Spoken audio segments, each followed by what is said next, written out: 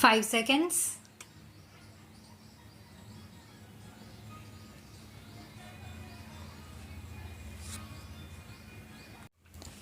Excellencies, distinguished ladies and gentlemen, I feel deeply honored to be the first Indian president to make a state visit to Israel. Since I arrived here yesterday, I have been touched by the warmth of the reception and the gracious hospitality that has been accorded to me and to my delegation. It is indeed an honor to be invited to your parliament to address the distinguished representatives of the people of Israel. I bring to you the warm greetings and goodwill of the people of India. Having participated intentionally in the deliberation of the Indian Parliament since I was first elected to the upper house in 1969, I feel very much at home when I visit other great parliaments of the world. And this is one such occasion. The parliament, with its unique structure and responsibilities of making the basic laws that substitute a written constitution, has proved the power of parliamentary discussion and debate. Having been a parliamentarian and public servant for over 50 years, I am today more convinced than ever that a thorough deliberation with due consideration of all shades of opinion is the key to good policy making. I am accompanied today by the Honorable Union Minister of Social Justice and Empowerment and a delegation of members of the lower house of the Indian Parliament. They represent different political parties and constituencies across the length and breadth of India. In fact, the Indian Parliament is a drop of the Indian subcontinent, and it symbolizes in every sense the unity, strength, and diversity of the Indian people. As you are doubtless aware, the general elections which took place in India last year was the largest democratic exercise of the right to vote in living history. The turnout was unprecedented and the outcome historic. For the first time in 30 years, the Indian electorate had voted for a majority government. I am happy to say that as President of India voted to office at the time of the previous government, I had the satisfaction of presiding over a very smooth transition from one democratically elected government to another. Like your parliament, the Indian Parliament has all the important functions for a legislative branch that checks the executive branch of the Indian government, questions its actions, and thoroughly examines its policies. It makes laws and has wide financial powers. No tax can be levied without its approval by the appropriate authority.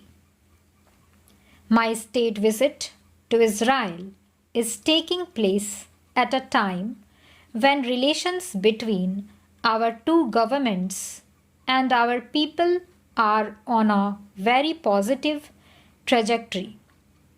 India and Israel as fellow democracies, share many commonalities.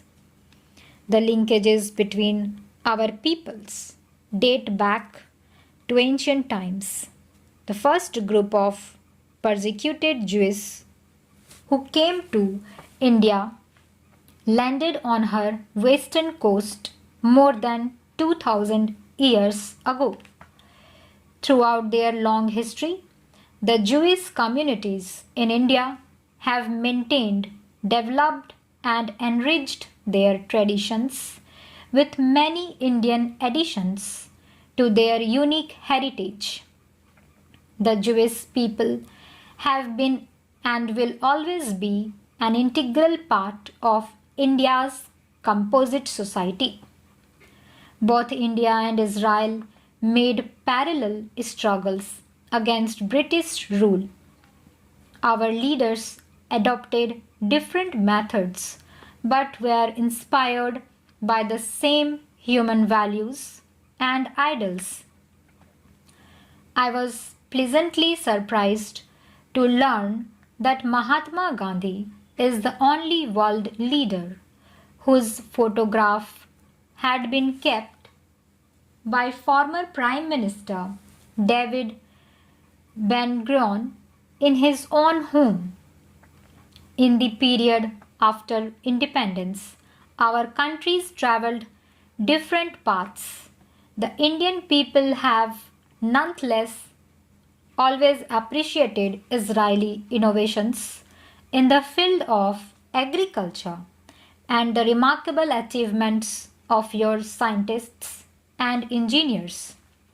We admire the will and resolve with which the Jewish people have risen from the depths of unspeakable suffering and deprivation with a strong spirit and built their nation to make it what it is today, a thriving, progressive, and prosperous society that leads the world in so many fields.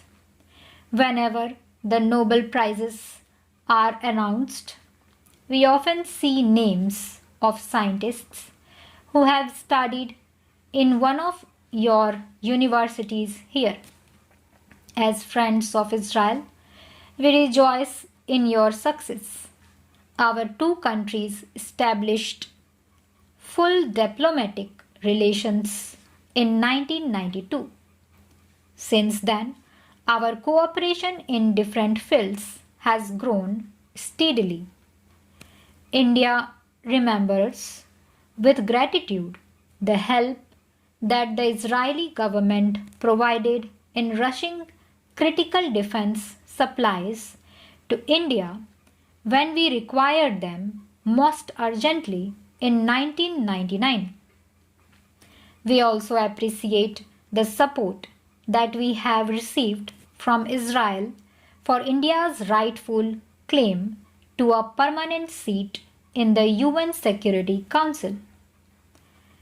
India has been a strong voice of developing countries in the UN and other multilateral organizations. India believes that there is no better option than to resolve issues through negotiations and peaceful dialogue.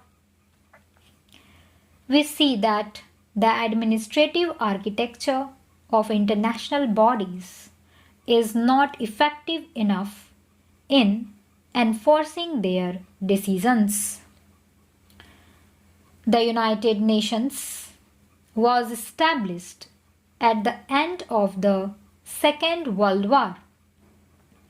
Today, its organizations need to be more responsive to the challenges that the world faces, and its structure as well as administrative and financial architecture need reform to make them more reflective of the changed world. Stop.